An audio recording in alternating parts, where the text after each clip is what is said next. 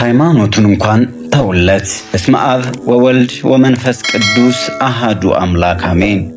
በዓለም ከድካም በቀር ምንም ላልተረፈው የዕለት ተዕለት ሕይወቱን ለማሸነፍ ብርቱ ትግል ለሚያደርገው መሰረታዊ የሚባሉ ነገሮችን ለማሟላት ብቻ ሲለፋ ዘመኑን ለሚፈጀው ቢከፋው ቢያዝን ቢመረው በምድር ምንም መጽናኛ ለሌለው ለዚህ ምስኪን ሕዝብ ልቡን ሲበርደው አንጀቱን አልችል ሲለው የሚጽናናበትን ሃይማኖቱን እንኳን ተውለት እንጂ በብዙ መከራ ውስጥ ለሚያልፍ ከፀሐይ በታች ሁሉንም አይነት የመከራ ዶፍ ለዘነበበት አለኝ ብሎ የሚማጸንበትን ይህን ዓለም የሚንቅበትን የተጓደለበትን ምድራዊ ፍትህ በትዕግስት እንዲያሳልፍ ምክንያት የሆነውን እምነቱን እንዴት አይተውለትም?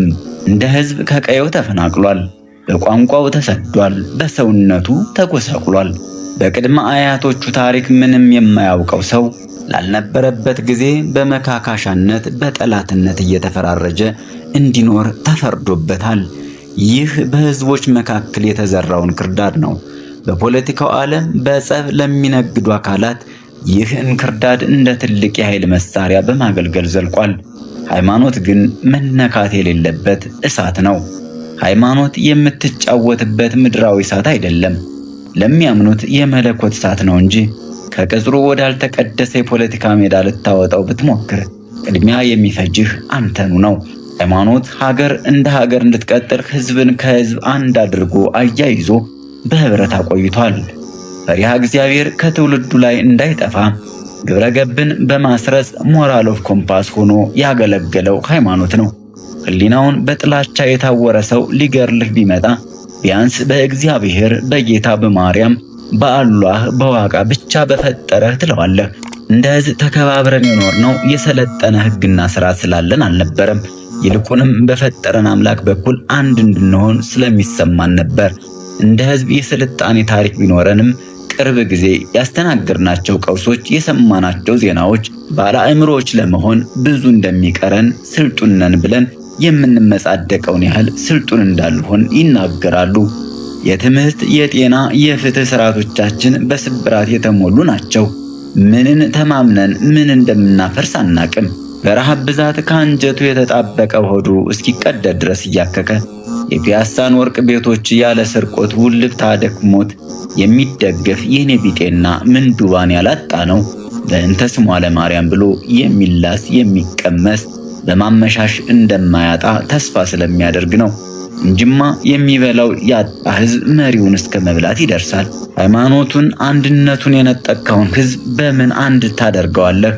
ነገ ከነገ ወዲያ የእንትን ክልል እግዚአብሔር ከእንትን ክልል እግዚአብሔር ጋር ኅብረት እንደሌለው በግልጽ የሚሰበክበት ጊዜ ይመጣል። የሃይማኖት አንድነት ማዳከም፣ ሲዳከምም በዝምታ ማየት፣ እያደረ ቅጥላጣ ዓለማዊነት፣ ግብረ ሰዶማዊነት አውሮፓ እየተሰቃየበት ላለው የስመ ስልጣኔ በሽታና ውጥንቅጥ ሁሉ በር እንደከፈተ ነው።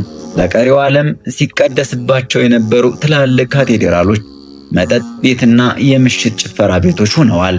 በክርስትና በክርስቶስ ጋር አንድ ትሆን ዘንድ የተጠመቃችሁ ሁሉ ክርስቶስን ለብሳችኋልና አይሁዳዊ ወይም የግሪክ ሰው የለም፣ ባሪያ ወይም ጨዋ ሰው የለም፣ ወንድም ሴትም የለም፣ ሁላችንም በክርስቶስ ኢየሱስ አንድ ነን።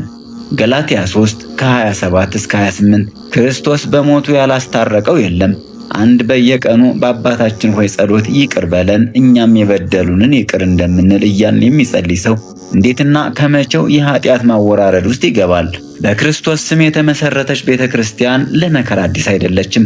የመከራ ዘመናቶቹም አሏት። ነገር ግን ክርስትና ስር የሚሰደው ደግሞ በመከራ ውስጥ ነው።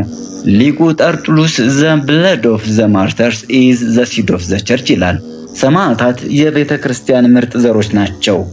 በዚህ ሁሉ መሃል ግን ቤተ ክርስቲያን የነኳት ኔሮንና ማርከስ ኤሪሊዮስ የት ናቸው? ቤተ ክርስቲያን ግን ይኸዋለች ትኖራለችም። ይህች ቤተ ክርስቲያን በየሆስፒታሉ ለወደቁ ሕሙማን፣ በወህኒው ለታሰሩ፣ አርሰው ዝናብ ለሚጠብቁ፣ በስደት በሰው ሀገር ላሉ ለአዋፋትና ለአራዊት ይልቁንም ደግሞ ለሀገር ሰላም ሌት ተቀን የምትጸልይ የምትማልድ እመቤት ናት። በደመራ ዕለትና በጥምቀት ዕለት ብቻ ሳይሆን በመከራዋ ቀን የሚወጡላት እልፍ ልጆች አሏት። ኖረው ብቻ ሳይሆን ሞተው የሚያከብሯት አእላፍ ልጆች አሏት። የድረሱልኝ ጥሪዋን ሰምተው ልጅ የእናቱን ድምፅ ሰምቶ እንደሚገሰግስ በጎቿ ድምጿን ሰምተው በቅጥር ግቢ ውስጥ ይሰበሰባሉ። በክንፎቿ ይጋረዳሉ፣ ይጋርዱማል። ቤተ ክርስቲያን ሆይ እንደ አንድ ዜጋ በአንቺ ወቅታዊ ጉዳይ ከመጨነቅ የሚይዘኝ ነገር የለም። እናም ስለ ሰላምሽ እጸልያለሁ። አገሬ ሆይ እንደ አንድ ከምድርሽ እንደበቀለ ዜጋ በአንቺ ወቅታዊ ጉዳይ ከመተከዝ የሚይዘኝ ነገር የለም። እናም ስለ ሰላምሽ አጥብቄ አነባለሁ። ዮናስ ዘውዴ ከበደ። አነሳስቶ ያስጀመረን አስጀምሮ ያስፈጸመን ልዑለ ባሕርይ ቅዱስ እግዚአብሔር ክብር ምስጋና ይግባው። ወስብሐት ለእግዚአብሔር ወለወላዲቱ ድንግል ወለመስቀሉ ክቡር። ይቆየን። ሰላም ለሀገራችን።